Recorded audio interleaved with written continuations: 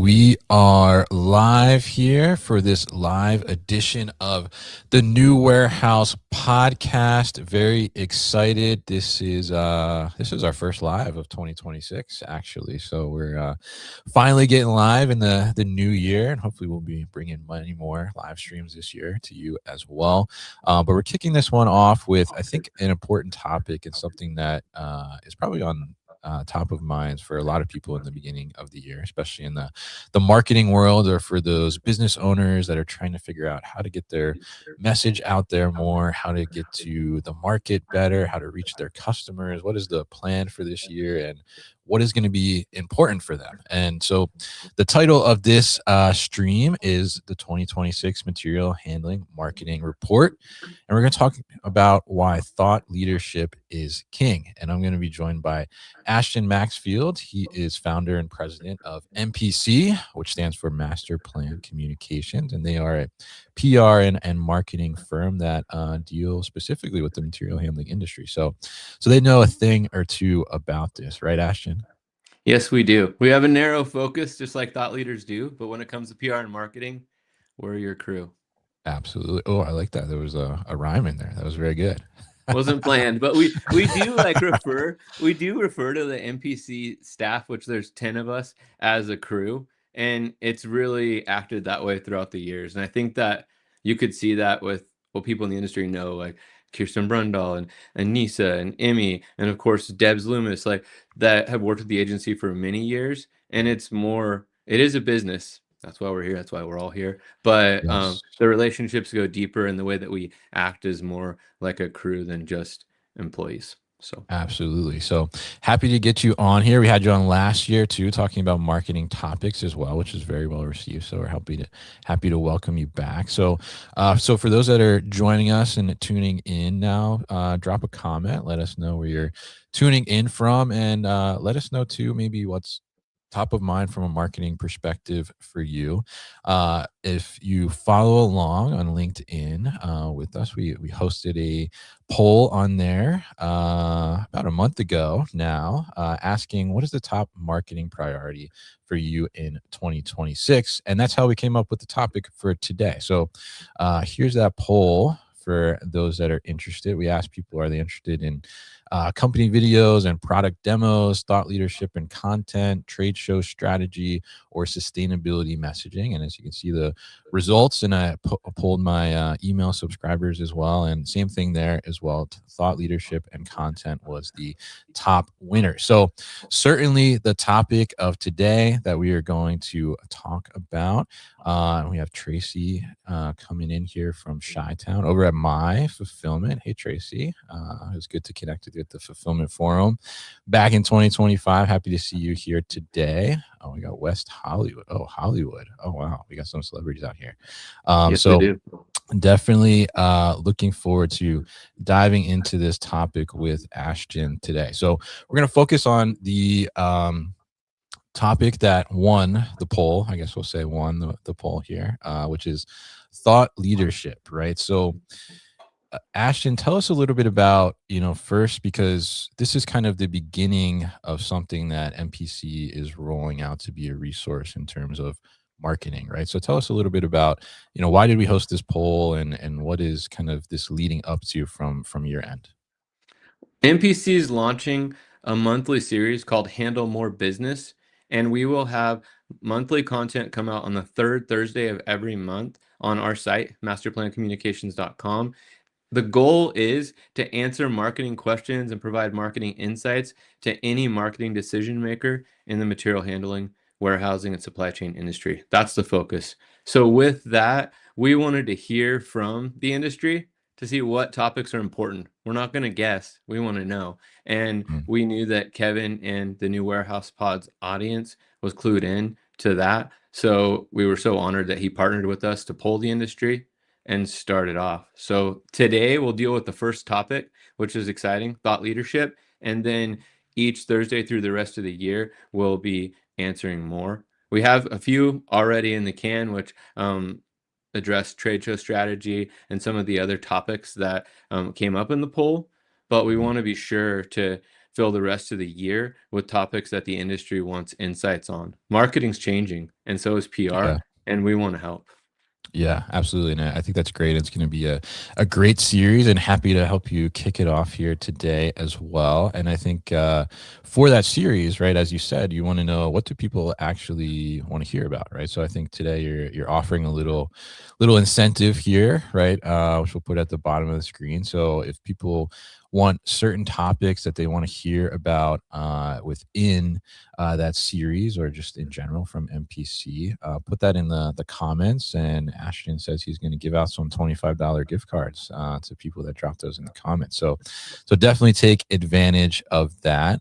So now, Ashton, let's talk a little bit about, and I see in the comments we got a strong showing from Dallas DFW in here. So shout out to those people out there, and hopefully you're thawing out by this point. I know that's a little traumatic down there in Texas, the ice and things like that. So Ashton, let's talk a little bit about these results from the poll, right? So were you surprised at all by thought leadership and content being the top response? I wasn't surprised. I wouldn't have guessed that that would be number one. So I guess the short answer should have been I was a little surprised, Mm, but I knew it would be in the top. And there's a reason for that. The reason is that authenticity and real connection is more important now than ever in the mm, digital landscape. And there's a lot of factors for that. One of it is like um, losing trust in traditional media, which hurts me because I'm a PR person to the core, and media is important, an important part of our country, but it's true. And with that, authenticity and having those real relationships are super important. And thought leadership plays right into that. yeah, absolutely. And I think that authenticity plays such a huge part in business today. And I think like that's actually interesting. I see Luke's comment here. I think most of marketing position will be eliminated in the next 5 years due to AI, right? So, I think that that AI portion as it's coming in, right, is that authenticity, as you mentioned, from kind of human connection and human representation, becomes even more important and like rises to the top, right? Which I think is a great point there. So tell us a little bit about, let's dive into this topic here. Um, so what actually qualifies as thought leadership, especially in our industry? Like how would you consider thought leadership? Is it just like throwing a post up on LinkedIn here and there, or what actually goes into this, and what is the definition of thought leadership in your perspective? Well, you know, the number one rule in thought leadership: don't talk about thought leadership. Oh no, are we making a mistake here today? Because we're talking. Number two rule in thought leadership: don't talk about thought leadership. No, I guess that's Fight Club. I'm just kidding. But it one thing that's true with that though is a true thought leader is an educator, and Mm, they're someone who has a really narrow focus, and they're a true expert in that subject matter. And building on that, I don't know very many thought leaders that are super arrogant or cocky that I want to hear from. Do you listen? Do you like to hang out with like arrogant people? no, not really. No. No, and neither do I. And I think that as people come, like it seems funny. It's a funny question, and the whole Mm, Fight Club reference was meant to be funny too, you know. But the truth is that when it comes to digital communication, when it comes to speaking, a lot of times, maybe not knowing, people come across as kind of cocky or even arrogant in mm, their tone. And I think that that's something to like just call out in the beginning and talk about where we come from and our position and our voice as a thought leader. So, mm. but Yeah. as we get there, is it okay if we take a couple steps back and talk about thought leadership then and now? Yeah, let's talk about that, because I think, in the beginning right here, you were talking about that, obviously like marketing is changing, right? And I think, It is. the kind of channels and the avenues that some of this may happen has certainly evolved as well. So talk to us a little bit about, I mean, I guess that like take some steps back, and let's talk about kind of what did thought leadership look like, maybe back in the day, right? And how All has it right. kind of evolved to today? Absolutely. Well, to do that, I think that with the then part, let's like hit. I was thinking about it, and I actually remember the author of one of my college textbooks names, and I was gonna. I think that might make me a full nerd, But the author is Scott Cutlip, and I want to get a shout out to him because I learned a lot from thought leadership from that book that goes all the way back to when I was in school in the early 2000s and in 2000 actually. And Yeah. then also Joan Gladstone, mentor of mine that I learned a lot about thought leadership from. And then more recently, Drew McClellan. Drew McClellan has a book called Sell with Authority. He's a guy that I know that is a Mm. true thought leader. And in that book, he breaks a lot of this down. And I just wanted to cite that. And if someone wants to go a lot deeper into this, I would recommend checking out Sell with Authority. Sell with Not authority. doing a commercial for that book intentionally, but I always want to like cite information where it comes from. And I've been studying PR and a part of the PR community since 2000, so it's been a long time, but I definitely learned from some key people and want to give credit where credit's due as I speak. Definitely shout out to them, So man. Yeah. yeah, shout out to them. So jumping back, like then, so Scott Cutlip defined PR and thought leadership, whether anyone on this call or in our world knows, is a big PR function, which you're really good at, Kevin. So I don't know if you knew you were a PR guy, but you're doing it. Thank you. I'm trying. Yeah. Okay. So Scott Cutlip, I'm going to get like kind of technical for a second, but Scott Cutlip defined PR as establishing and maintaining relationships with the various publics upon which the organization's success or failure depends. And Mm. that really sums up a key part of thought leadership. So with that, I think it's important to think about pre-digital communications, which I think of as then. I just wanted to break it up into like two eras of thought leadership. Sure. Then, pre-digital communications. In that world, I see like Kirsten Brundle and some of the rest of the MPC crew on here, like Emily, Rachel, Anissa, anybody else I missed, like shout out to the MPC crew for sure. Mm. So with that, if you're thinking about pre, then Kirsten was right there with me in it in the early 2000s, shoulder to shoulder, lining up, speaking opportunities, contributed articles, other things for executives. And when we did that in the then time, there were gatekeepers. So Mm. for a thought leader to be able to have a platform to speak at a trade show, a conference, in the Trade Journal, or even better, in the Wall Street Journal, which was the very top thing then, or the New Sure. York Times, Yeah. both, which Kirsten and I work closely to line executives up, positions there.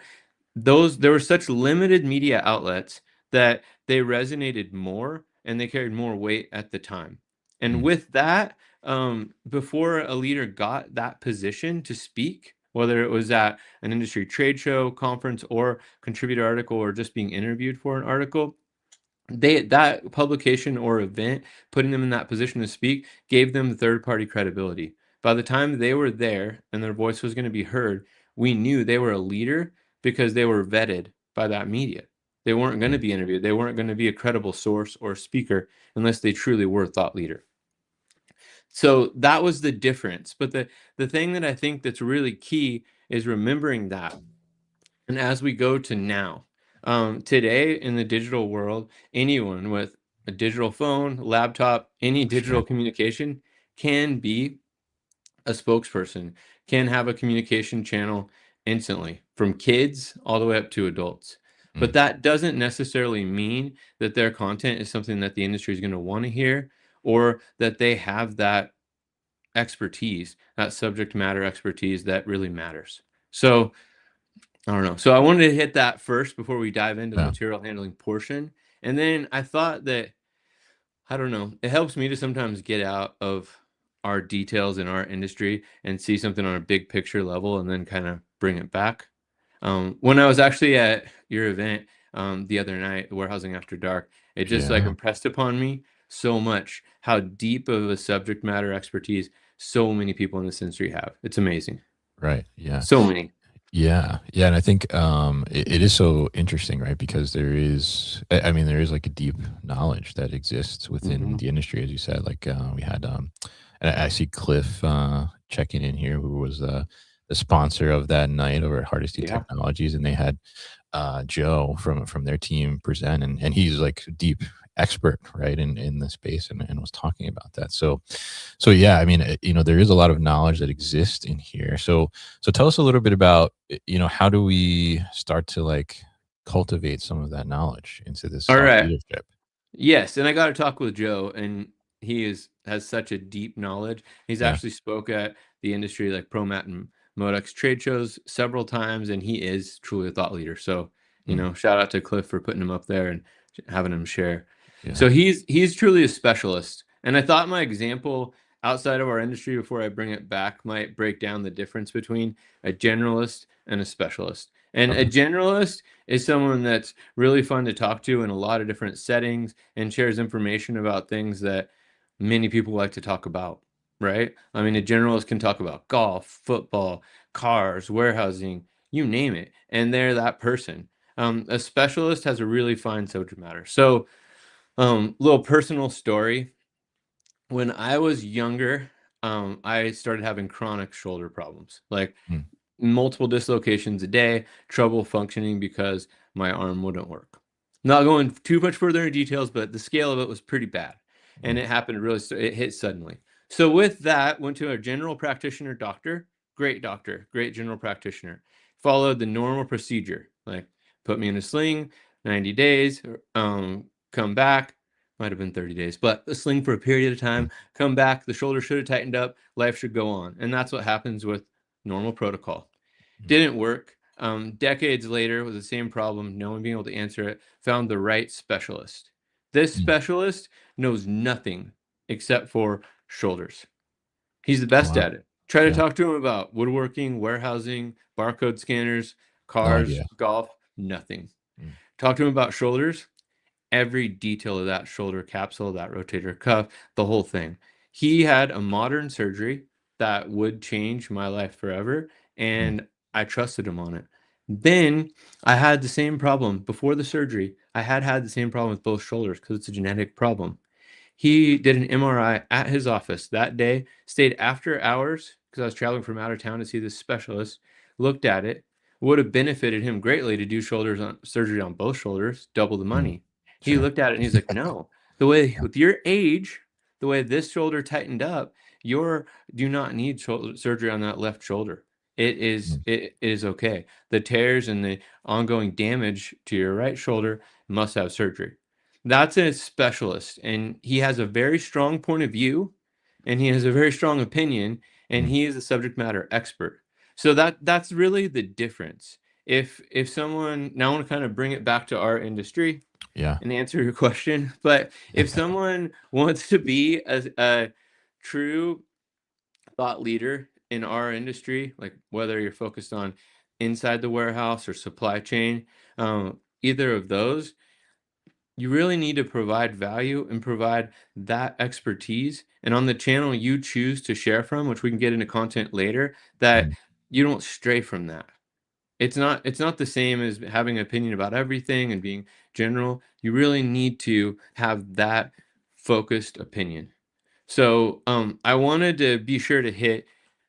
I listen to a lot of podcasts. I read a lot, Mm. and sometimes I get done doing it, and I'm like, now, what was the key takeaway? How can I use that to improve my life today? It was Mm. entertaining and I learned something, but so I'm hoping that today and throughout this that I'm able to like dive into the details of how to be a thought leader and then also some action items for anyone listening to take, which we can Mm. kind of get more into.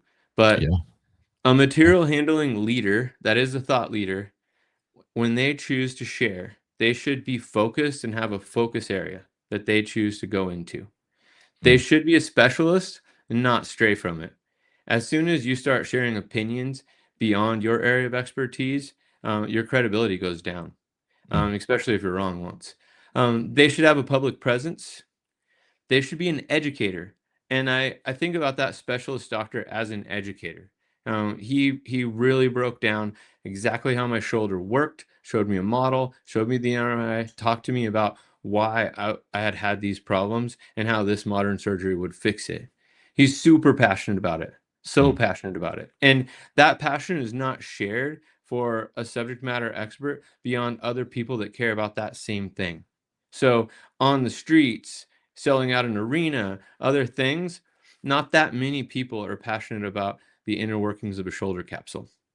I'll Mm. tell you who is me because it changed my life. Yeah. Number two, people who are specialists for shoulder, orthopedic surgeons, those and people advancing biology and medicine, that world is, and that world follows him. But it's not going to be the general public. You're not, if you are an expert in material handling and that's your area of focus, it's not the same as becoming a Mr. Beast. Mm, Mr. Beast appears that everyone cares about that. It's sure. fun, it's entertainment. This is not entertainment, this is education. But that passion, I mean, you're passionate about what's in the warehouse. Mm. Are they sexy warehouses? Yeah, of course. Yeah, yeah. Yeah, If see? you doubt that warehouses are sexy, we got to change your mind here. But I do not. yes, very good, very good. But So on that yeah, note, you got to have that passion, and yes. you have it.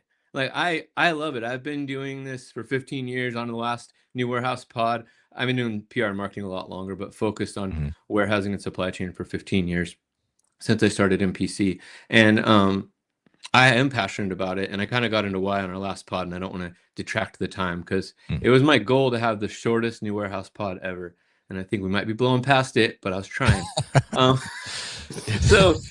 yeah, in addition to passion, which we both have, you need to be significant, and that significance does take time. But as you Mm, provide real value, real education that connects you, the significance elevates, and you need to have a strong point of view.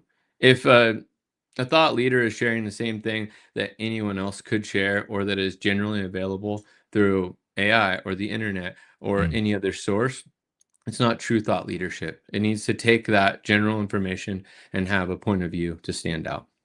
Yeah, yeah, absolutely. And I think that that point of view, right, and having a thought on it, and I think, you had a great point earlier about making sure that you have the point of view, but don't tread into the kind of arrogance, right, level on that, right, like not the point of view that like, okay, well, this is my opinion and that's the only it's not opinion, that's fact, right? What I believe is fact or right, in that sense, like, this is my thought on this and this is my stance on it, right? But being open to that conversation as well, right? Because I think that conversation is great when it comes to thought leadership. So let's kind of start to break down like how to start to develop this thought leadership, whether it's for an individual or it's for like the company as a whole.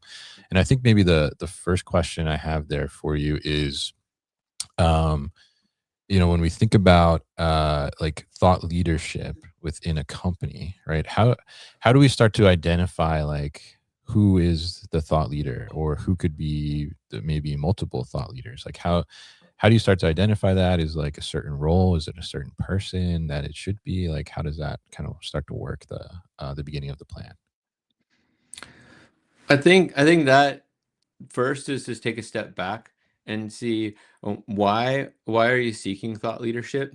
Is Mhm. it to advance the company, which is something that is very valuable? And looking at some of the friends in the chat, they have some very similar questions, and some have been really successful at that. So that's Mhm. great. Or is it like to advance yourself as a thought leader in the industry for your own game? And there's like zero wrong answer there. But I think that the plan could take a different tack, depending on what the goal is. So with that, so let's just go with a company. So you're a company, Sure. you're a warehousing company, and you want to establish your warehousing company as a thought leader. Um, is there a founder or a C-suite executive? That helps. Title helps. It's not Mhm. imperative. If you just are a subject matter expert and you don't have that title, you can elevate, of course. But if we're the company, that's already a higher level. People want to listen to leaders, and those titles have leadership with them. Or is there an engineer that's well spoken that enjoys this and will participate? Mm. They need to have all the things that I kind of already mentioned. They need to be focused specialists. They need to have a public presence, talk as an educator or want to educate. They need to be passionate, Mm. all of those things. But then they also need to participate, because if you don't have Right. regular content coming out, you will not be a thought leader. So with that, find someone who could participate and commit to putting content out on a regular basis and putting content out that is new and has that point of view and provides value. Mm. So once you find that, you have someone. Also, if you have someone that has done something that everybody wants to hear about, their thought leadership can have a lot. slower cadence, let's say, which isn't something Mm, I'd recommend. I would have to have like a set cadence. But I have one example of someone that um, everyone just wanted to hear from in the material handling industry. So he could literally speak once a year and fill rooms. And mm, that was something that early on um, we worked with, but he doesn't put out regular content. When you um, go use Gemini on who a mm, material handling thought leader is, he's not going to come up. But mm. you know who will come up? Who? You. When it comes to Gemini, Kevin, Yeah. you are one of the top. So you're not quite there on ChatGPT, and I didn't use every other modern AI, but I I need some decided to work throw on that out there. ChatGPT. Yeah, I got to Yeah. work on ChatGPT. Okay. All right. You are a thought Yeah. leader, though. But this guy, so just to throw out one example, and I have some, if we get to it later, examples of companies that have used it to advance sales immediately. Mm, But so Andrew Kirby, if anyone's met him, they'll never forget it. He's an amazing, like, unique individual. mm, But he believes that he was put on this planet to make the world a safer place. mm. That is a strong point of view. Yeah. That's it. He didn't become an engineer for any other reason than saving lives. And he'll Wow. tell you that. Yeah. He invented Tubrac, which I'm sure everyone on this call knows about. But basically, it's a pallet rack that will bend in all four directions, has a dual moment property, which is an engineering term, science. Anyway, with that, when he speaks, people wanted to listen for many years and still Mm, will. So at a trade show, it could easily have a press conference at the booth, book a meeting room, and just fill up the meeting room with him, with people hearing about why and how this works. And it was such a major change in the industry. So mm. that's one. But he has the point of view. He's very significant because he's made a difference and he's Yeah. known. He's not someone who's seeking to be, a thought leader. So, but those are the way to do it. Really, is to identify an individual who will make time, meets all the criteria we talked about, will make time to have regular content. Mhm. Choose an outlet for that content and be consistent with it, and have that content come out on that regular basis. Yeah. That's important, and then to respond. Yeah. So I'm curious in there because I mean I see definitely some people in the marketing world in the comments here. So if I'm a marketer, right, and I as I'm exploring different topics, things that obviously marketing wants to talk about stuff, right, and put stuff out there, right. So I'm talking to different people within the company, and I find somebody that like, oh wow, they have a ton of knowledge about the Right. industry, about what we do, and a lot of thoughts around that. Like they could be a great thought leader, but there's someone that, as you mentioned, like doesn't necessarily have a presence out there, or is not someone that is like, okay, like, yeah, I'm thinking about this and I'm going to go, put together a blog post or a LinkedIn post or something like that. How does the marketer, help maybe assist that person and kind of, I guess, maybe coax them a little bit, or help to boost them up in terms of, developing them into a thought leader, right? Because I mean, one thing, right? I think from what you're saying, like the thought leadership has to have, I mean, thoughts, right, in the first place, right, and has to have an opinion, right, something they want to talk about, and something that they're a specialist in, as you talked about, right. But oftentimes, what I see in this industry specifically is that there's tons of knowledgeable people, but they're not out there like that, right? They're not like posting about it, or they're not on LinkedIn and talking about these things. So how does a marketer help to, we talked about kind of identifying the person, but how do they start to build them up so that they can put them out there as a thought leader and feature them in things, or help them, start to navigate social media or blog posts or speaking engagements and things like that? How do you start to like kind of, I guess, build the thought leader in a sense from a marketing perspective?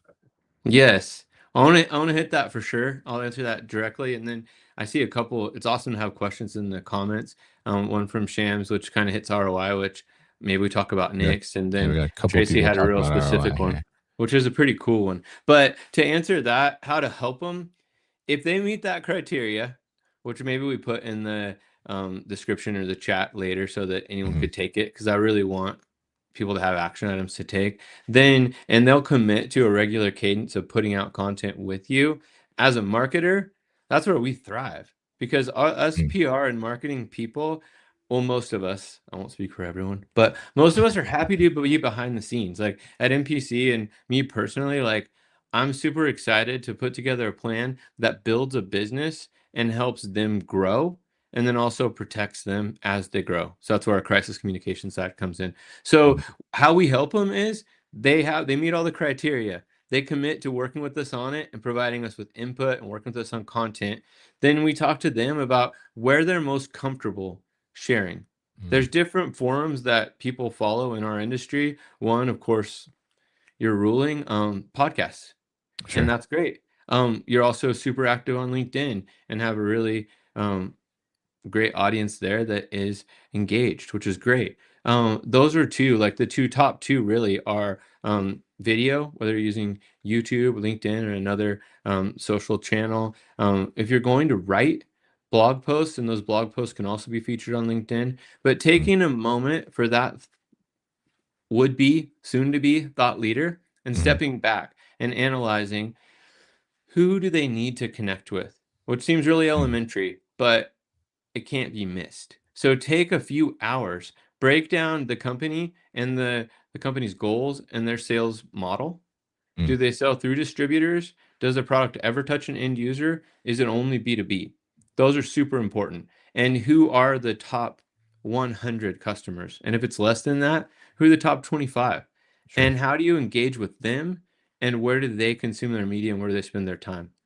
Then decide once you hit that, because if you're speaking where they're not, it's not going to be very valuable. Mhm, Once you decide on that content channel and the type of communication, whether it's going to be written, video, whatever form that is, then setting that regular cadence and coming up with really 6 months worth of content ahead of time, which is a lot.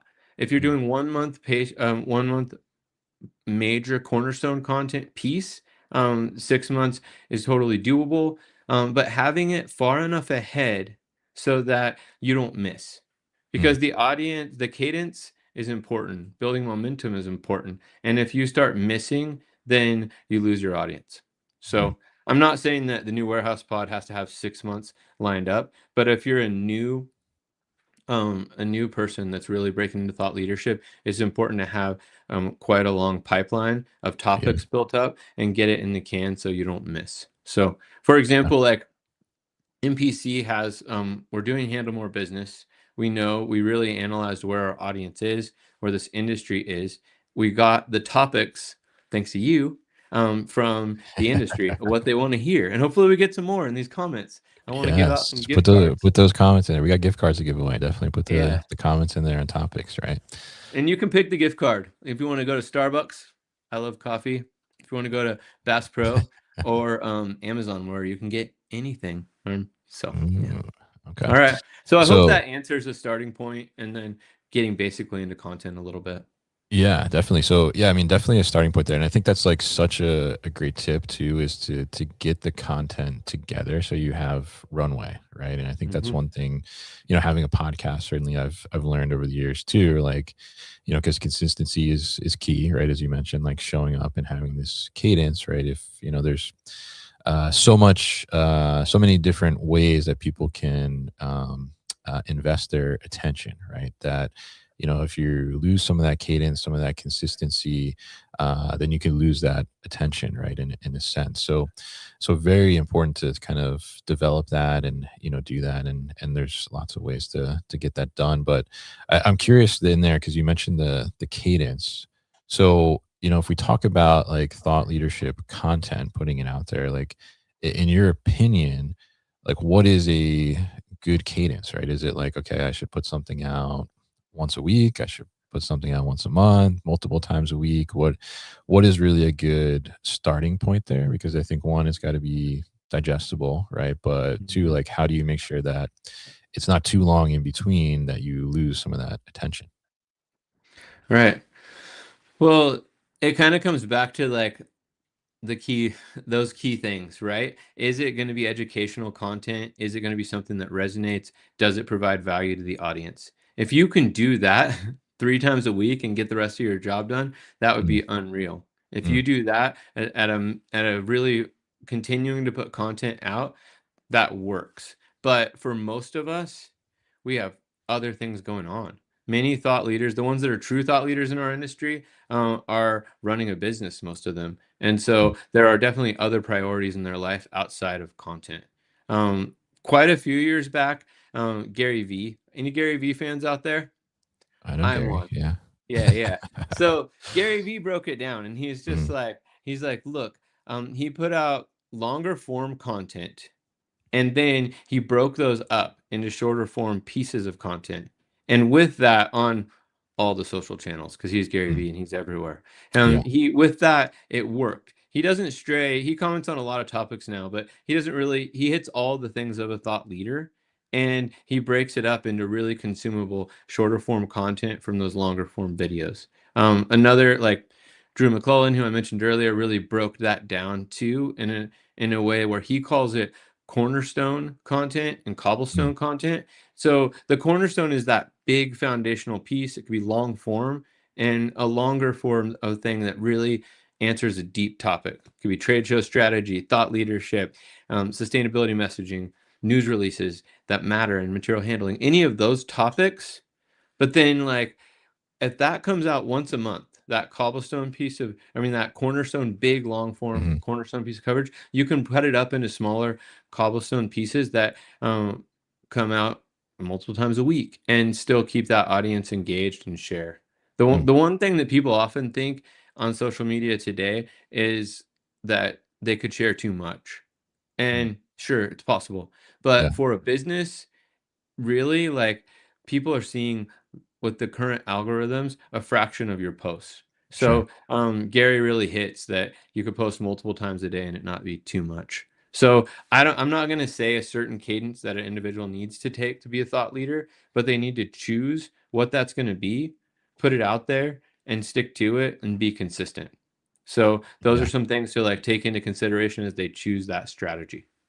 Yes, yeah, yeah. And I think Gary's great, and so does Seth too. He says Gary is Yeah. awesome for sure, and I mean his cadence and consistency is unreal. I mean he's It got like is. a full content machine, totally built that's unstoppable. I think at this point, but I think that cornerstone piece of content too is such an interesting point because the one thing that like my biggest takeaway ever from Gary as we are talking about him was that and one of the reasons that I found the podcast to be such an interesting thing as I started to learn more about it and the marketing and things like that was that if you create something right, you think about the if you were the kid or you had that friend in high school that parents were out of town and you would be the one that always has parties, right? You were like the house for the party. Well, everybody gravitated towards you, right? So Hmm. how do you create something where people like want to gravitate to it and be kind of that source? And that was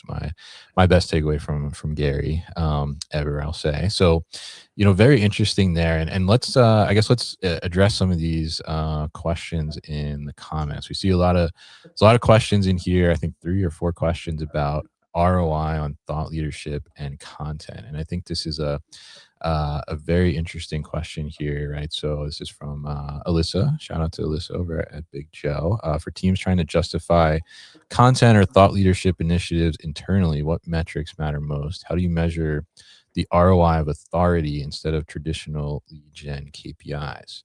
So Ashton, I'm curious how you look at this, right? Because you talked about the way things used to be, right, to how they are Right. now, right? And obviously leads matter. People want leads, right? They do. But when it comes to thought leadership, it's not always like immediate leads, right? So how do you start to measure that? How do you know like it's being effective? How do you know there's actual impact happening?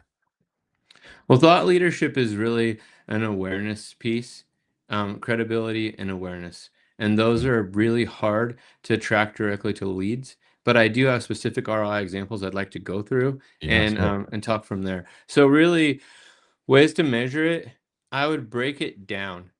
Break it down into 2 areas is what I recommend, between like current customers and look at your business model. Because Mm, in our material handling industry, there's so many different business models. Is it all direct? Is it through dealers? Are end users involved? But break it up into the touch points of your business model.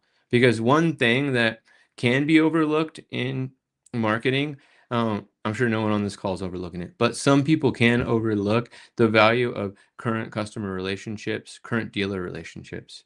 Mm, And having that position of authority strengthens those relationships and makes you more sticky. They want to be connected with the leader, with an authority person, with a strategist. One other thing that I noticed in a question in here was, and I can't remember, it was more of a comment about AI replacing jobs. And sure. AI is going to change things. It already has, and it's going to Mhm. continue to have a dramatic change. I mean, was it the last pod that an AI bot interviewed you? A recent one, right? For Yes, a yeah, job? yeah, yeah. Monday's episode, actually. Yeah, yeah. She did a great job too. I thought about I might want to hire her. She grilled me a little bit, actually, Yeah. on forklift safety there. So, So with that, AI is going to make a change. However, the C-suite, the executives and leaders and decision makers want strategists. They want strategists that can sit at their table, and that's going to be more and more value. mm, It's going to be more valuable than content, than creating ads, than designing a trade show booth. Some of the traditional marketing functions are going to change, no doubt. We're surrounded by change.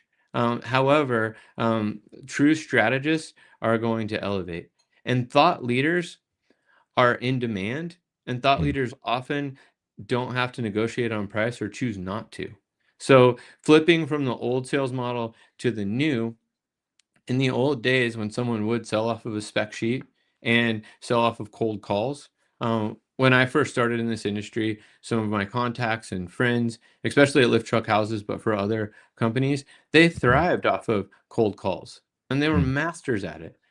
Today, anyone with a phone can easily check your background, can look you up, can look your mhm, company up, and get a quick comparison of your product and who you are versus the competition. So, while sales remains super important, having that authority position is even more important. And that can be hard to measure, but there are ways to break it down. So, with thought leadership, I would recommend putting the metrics in as you do measure your marketing and you measure your leads, whichever lead tracking you have, where they came from, where did mm, they hear about you? And Cliff mentioned the way that they measure, Cliff Hardesty the other day, the way they measure where things come from, and I thought that was great because not all companies measure. But with that, I think it's key. And then sometimes, depending on your sales model, sometimes it's not selling a huge volume. mm, Sometimes it's landing that key customer or that key deal. And one thought leadership example of ROI that I have is one of those. It's one giant deal that came from some strategic thought leadership. So going back in 2023, mhm. we were planning for the upcoming trade show season, which I know everybody's getting ready for Atlanta, Modex, and Yeah. they're in it. With that, as we were planning, our client that we've worked with since, well, 2011 actually was when we first met with them, which is Hannibal Industries that now became Nucor, which has Mhm. been amazing transition, and super happy to still serve them as PR and marketing counsel. With that, working alongside of them, our thought process was their leadership and sustainability. They have closed loop recycling. So basically, just to sum it up, I know you know all about it, Kevin, I do. Yeah, yeah. We talked about but it at Promat last year, yeah, and you were on the panel, right? which was Yes. amazing. You moderated. So with that, they have something. They take down a pallet rack that has been damaged and is unusable. They melt it. They form it into new pallet rack and they put it back out. So that is completely closed loop recycling. It's very rare. It can't happen in every industry. A lot of Mhm, industries there's more waste, but in steel it can. And with their really modern steel manufacturing process, which is so cool, they can do it. So we went to MHI as an agency, and I want to be sure to like we work alongside our clients. We advise them on strategy and sit in that strategic role with the C level, and we work as a team. So there's really great people at MPC that are on this call that were instrumental in this and did it. I got to be the spokesperson, like I was saying today. I'm like going to be the NPC representative on this, but for there's a sure. crew that did this. So I'm not taking credit, guys. Credit where credit due. Anyway, the team was like, all right, let's talk to MHI. let's recommend a sustainability panel for the show. They pitched it, and it happened, and it that has grown into like a sustainability showcase, which is super cool. And you moderated it last year, which was Hmm. awesome because your platform brings a lot more people than me being the moderator. So Yeah. I was super happy. I recommended we see if you would do it, and you did, which was great. That that announcement back then, so started in 23, the planning, announced it in 24, was able to do a sustainability showcase with MHI that has grown broader, and it really pushed that closed loop sustainability, which is something that major retailers and major um, well, big box retailers are looking to do, and they have directive from their investors and when they're publicly traded, of course, the Hmm. market to hit sustainability goals. So them learning about this, we created more than just the thought leadership piece to it. We had video to back it up. We had other things, but that led to a huge ongoing sale with one of the largest retailers in the world. Mm. So that is one case of ROI coming from thought leadership. Yeah. But the hard thing to quantify, unless you break it up and you say, let's measure this announcement, let's measure this, that authority position is kind of a long-term play. And you have to really break up moments to measure it or measure it in other time periods. You know, Mm. it's kind of like measuring a P&L, right? And a Yeah. balance sheet. Like look at this window of time and see what benefited where and how that played out. But that authority, you know, it transcends. You build momentum, and it's a long-term commitment with that long-term value. That's one specific Yeah. example. Another one that I know has seen a lot over time is Big Joe. Big Joe has done a great job having thought leaders in their company, um, and some of the things that they've done has really led to like leads coming that are already educated on the company's services and them Hmm. going down the pipeline quicker. And then they've also seen really deeper dealership partnerships because of their authority position. So I think that really comes with the long-term thought leadership, which is pretty cool. I mean, Yeah. I want to ask you, like, Hmm. you launched the new warehouse, was it 2019? Yeah. 2019. Yeah. Yeah. So Coming up since on then, 7 years. Yeah. yeah, man, congrats on that. Seven's a lucky number, my favorite number. Uh, Thank you. Throwing it out there. So how have you seen that over, these last 7 years, your Yeah. position change through what you've done? Can you? Sure. Yeah. Yeah. And I was gonna say, similar to what you're saying. I mean, I think it is, when it comes to, I guess, this thought leadership in a sense, and creating content, it certainly is like a long term play. Like I will say, from the podcast perspective, I mean, every day we have, at this point we have, 700 some episodes, right, that we have out there in the world, right, and can be consumed on multiple different platforms, etc.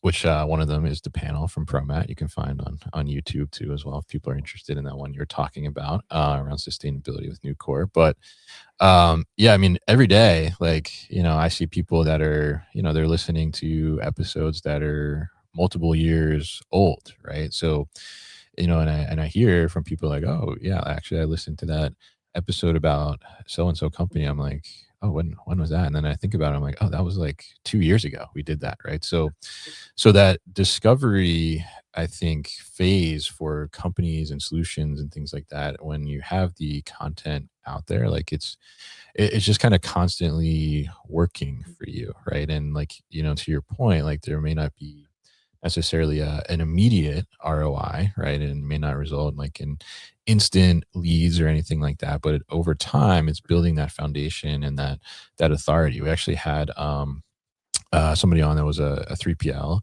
on the podcast a couple months ago, and he had recently switched WMS systems, and he said, like, straight up, he's like, one of the reasons I switched is because this WMS system, whenever I was looking to get into e-commerce fulfillment and looking up information that I needed, not just around WMS but just like around e-commerce fulfillment in general, like every article I found pretty much was like from somebody at this company or from the company itself, right? So he's like, okay, well, these people know what they're doing, right? And I think that's a great example of like how that content can work for you before you might even be talking to this person, right? Like they're investigating, they're researching, they're, they have more access to information than ever before, as you said earlier. And I think that becomes really important, and it is a long term play, but it kind of keeps just working in the background for you. So that's kind of my view, and I'll say, from the data itself, people are definitely like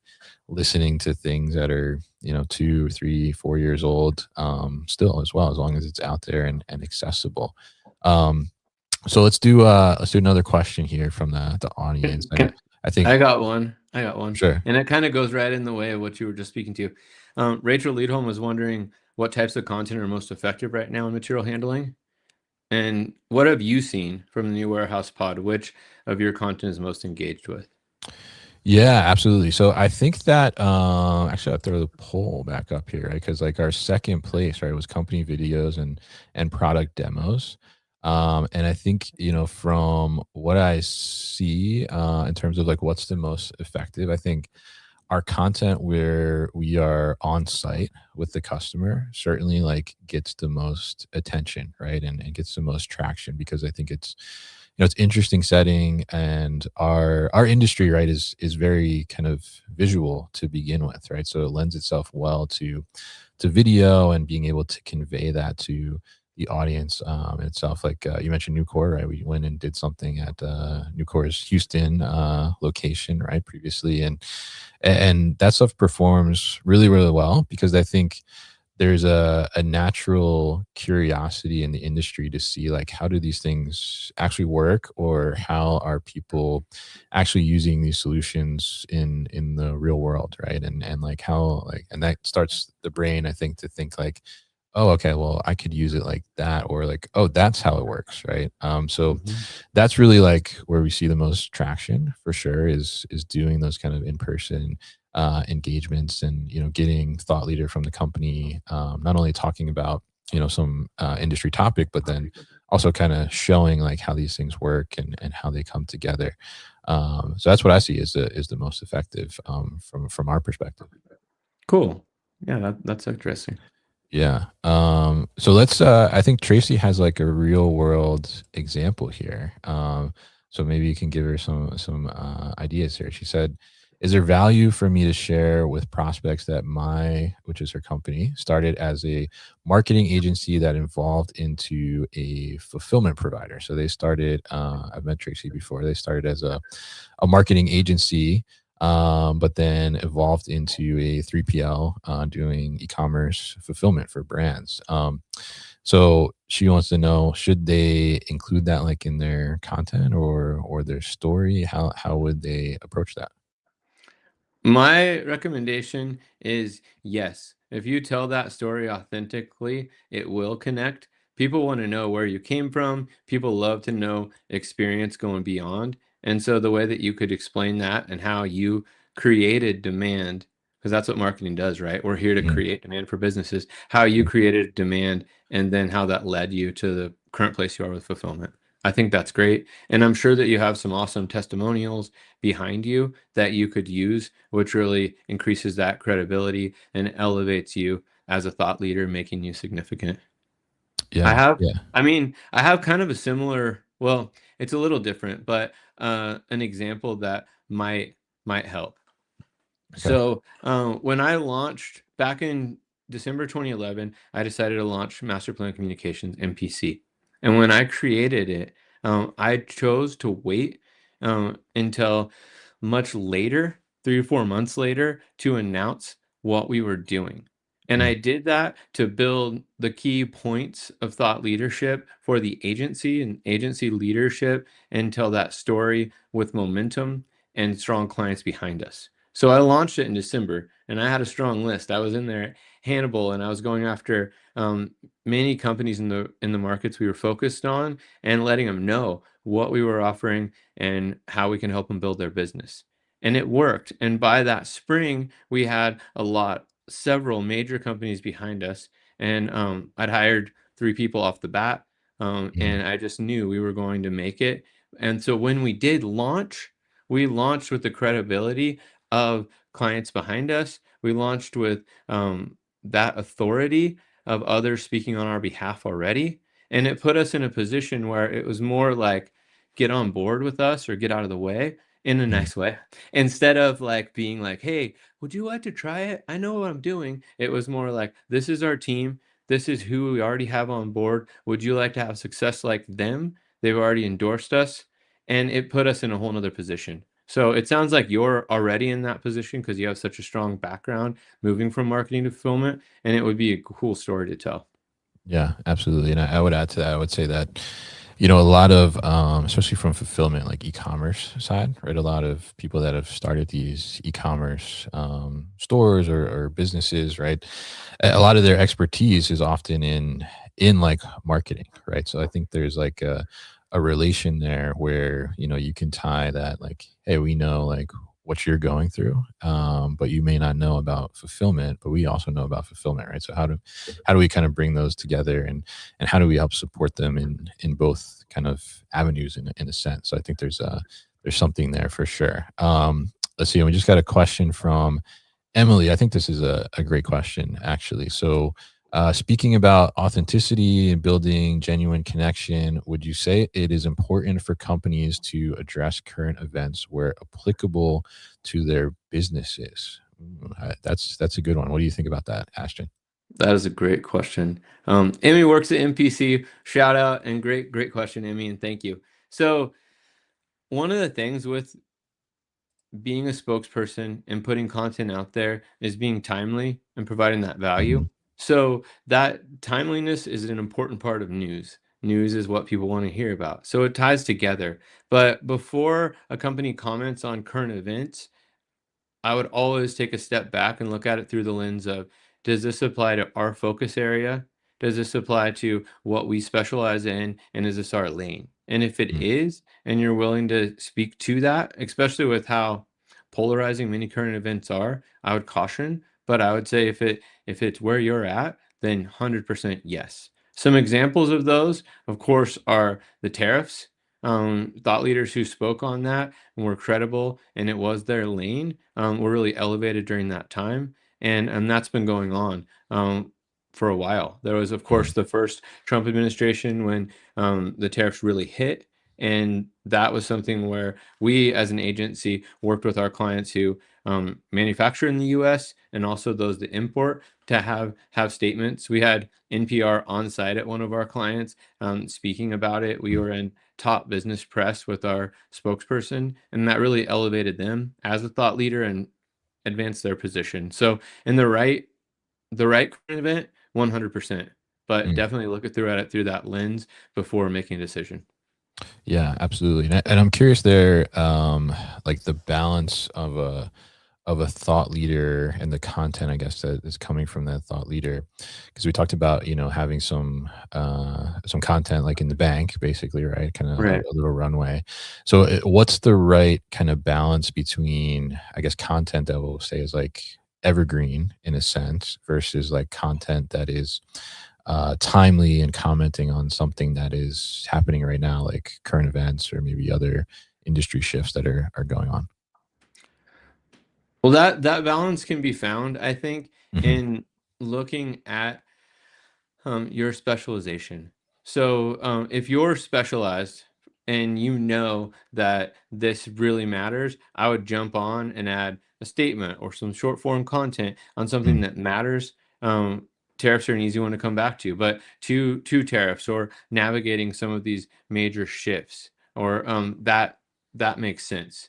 And what could balance really easily is either doing like a quick updated show or updated post or something to address that. If video is your form, jump on video and do it. If LinkedIn is more of your presence or blog, go ahead and get that up.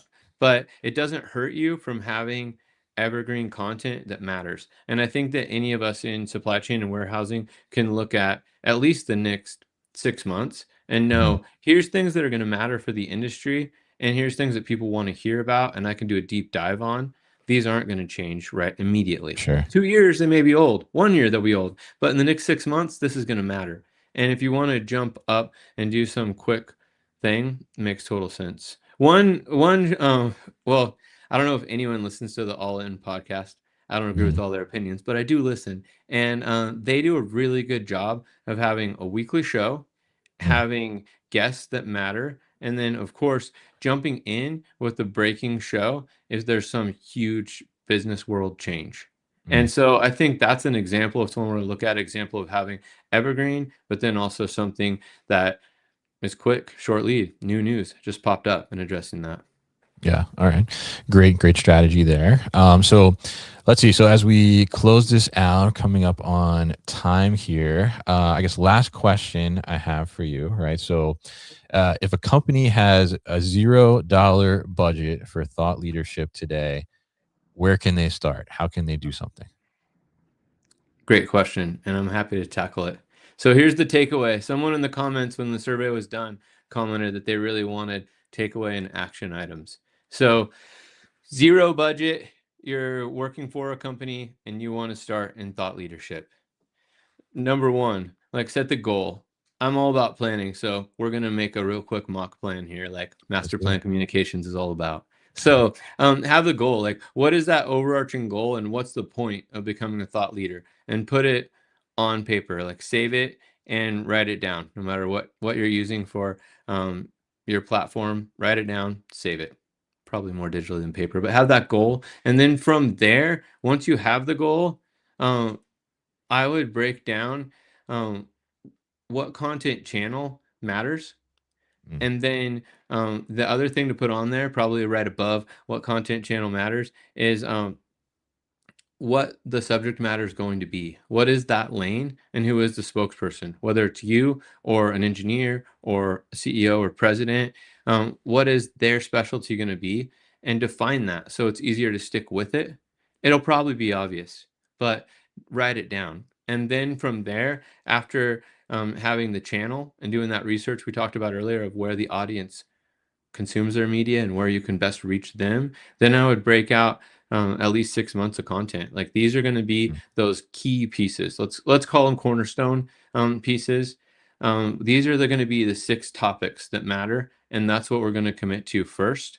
And then there can be, of course, those can be broken up into shorter form cobblestone pieces like they talk about in Sell with Authority, and mm, have those shorter pieces. Once you have that and you continue to build content at least 6 months out, you can really move forward.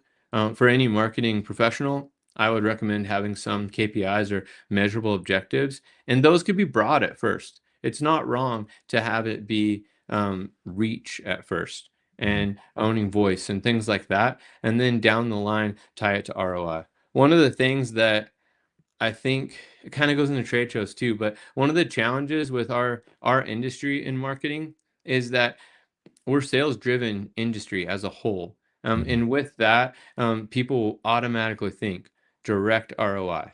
And that's not wrong. Like that's what marketing should do. However, some things are a lot longer lead. And as we move into this new era where authority, as Kevin mentioned, authority has become a currency. And when you're having that real authority position, it takes a longer commitment.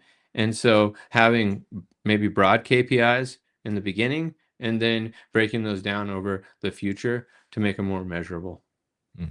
Yeah, absolutely. And I think, I would agree with you there on the plan, right? And I think, having a $0 budget is not an awful thing for thought leadership, at least to get started, because Right. we all have a phone, right, that we can leverage to do those things, getting on LinkedIn and posting some stuff to test what works or what doesn't work is free, right, for the most part. So I think it's easy to get started with a minimal budget or no budget at all, and then be able to see that. And I think, my other tip there too is, we talked about kind of tying it back earlier to, how do we identify that person and start to develop them into a thought leader. I've seen, where you can sit down with this thought leader and, interview them and record the interview on Zoom or something for like an hour and just have them talk about a topic and then take that, transcribe it, and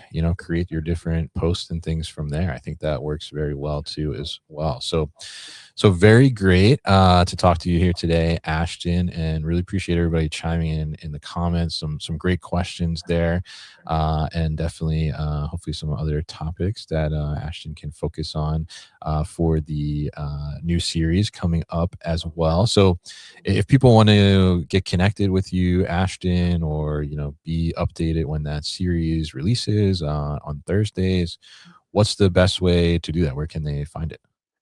You can find the series at masterplancommunications.com. It's our name. It'll be there. We will continue to post there every third Thursday.